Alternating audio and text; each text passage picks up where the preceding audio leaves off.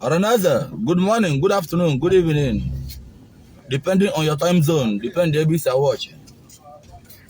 Onyeze Jesus, I am working on the green. Diva Basale Okwaya no Konguribia. Amaram Patal Nandi noise na social media, but didn't want Ogu. Didn't want a single power well. Give Onyeze Jesus, and I want to be in our cover. Give Onyeze Jesus, and I want to be in our cover. What are your para? Amara maybe see abia. Well, why you will get a chain? Because now this case, I want to invite. More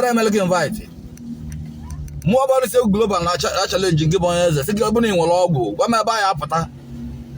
Whoever I apata, what should I apata? What date? What time? Come on, I can step out. Wait, but I can maybe you blow as a Jesus.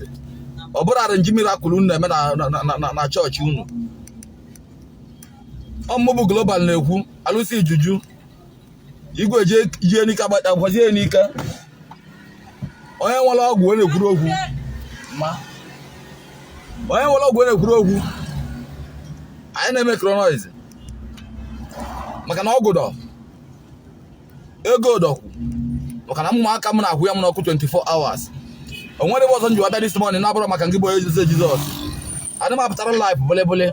Onyeze Jesus, you are gonna change. This is the last warning. You are gonna change. Ndi bi na ekwu okwu, iputasa na ekwu okwu na ana aburo gi.